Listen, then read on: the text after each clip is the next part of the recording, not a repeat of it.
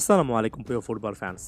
Transfer মার্কেটে football giant Real Madrid সাম্প্রতিক সময়ে কিছুটা হলেও নীরব একটা স্পেস কিন্তু কাটিয়েছে। আমি এই জিনিসটা বলছি না যে খুব একটা বেশি তাদের ট্রান্সফার মার্কেটে মুভমেন্ট দেখতে পারা যায়নি। সাম্প্রতিক সময়ে কিলিয়ান এমবাপ্পের মতো একজন প্লেয়ারকে সাইন করানোর এই রেসটা অনেক লম্বা সময় ধরে থাকবে।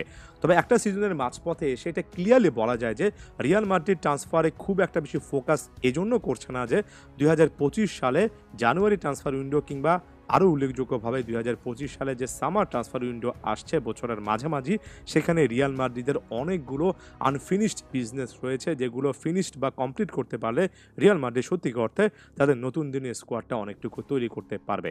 যেমন এই মুহূর্তে goal.com-এর একটা রিপোর্ট পড়লাম, যেখানে একেবারে ক্লিয়ারলি বলা আছে যে ট্রেন্ট আলেকজান্ডার আর্নল্ড, যিনি কিনা লিভারপুলের তারকা একজন রাইট ব্যাক, যিনি কিনা লিভারপুলের ইউথ একাডেমি থেকে উঠে এসে তার সময়ের অন্যতম সেরা রাইট ব্যাক হয়েছেন, খুবই আক্রমণাত্মক মেন্টালিটির একজন ফুটবলার, তিনি রিয়াল মাদ্রিদে আসার ব্যাপারে কিছু না কিছু সিগন্যাল হয়তোবা দিয়েছেন, যে কারণে রিয়াল মাদ্রিদ একটা প্রি কন্ট্রাক্ট সিচুয়েশন তৈরি করা যায় কিনা সেটা নিয়ে আসলেই কার্যক্রম করছে। এবং শেষ মুহূর্ত পর্যন্ত যদি আসলে লিভারপুলের প্রতি এত লম্বা সময়ে দায়বদ্ধতার জায়গা থেকে আলেকজান্ডার আর্নল্ড যদি চুক্তি নবায়ন না করেন, তাহলে এখানে রিয়াল মাদ্রিদ ক্লিয়ার কাটভাবে উইনার হবে।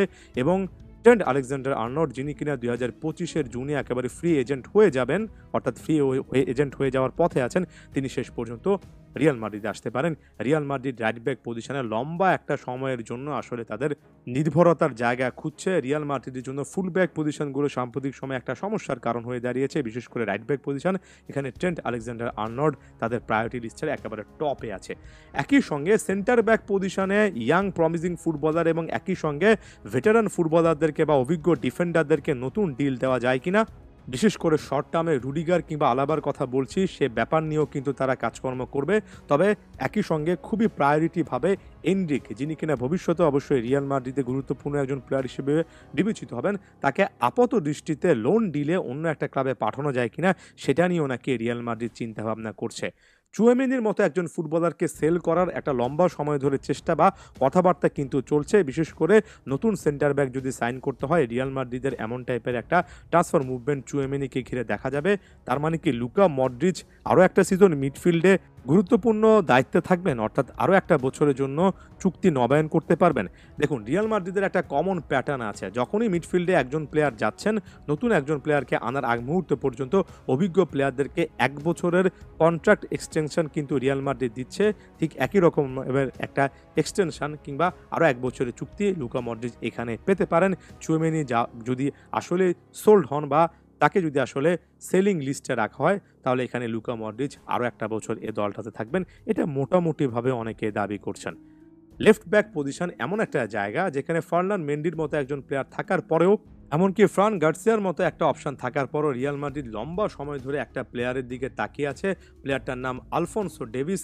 আলফোনসো ডেভিস বায়ার্নের সাথে আসলে কোন অবস্থায় শেষ পর্যন্ত তার ক্যারিয়ারটার একটা সুইচ করবেন, সেটা নিয়ে রিয়াল মাদ্রিদ অনেক বেশি করে কিন্তু কার্যক্রম অনেক আগে থেকে নিচ্ছে। এবং বায়ার্ন মিউনিখের তারকা এই লেফট ব্যাকের চুক্তিটাও কিন্তু ২০২৫ সালের জুনের ৩০ তারিখে শেষ হচ্ছে, অর্থাৎ আরও একজন ফ্রি এজেন্ট, আরও একজন প্লেয়ারকে টার্গেট করার ক্ষেত্রে রিয়াল মাদ্রিদের এখানে কিছু না কিছু মুভমেন্ট এখন থেকে আছে।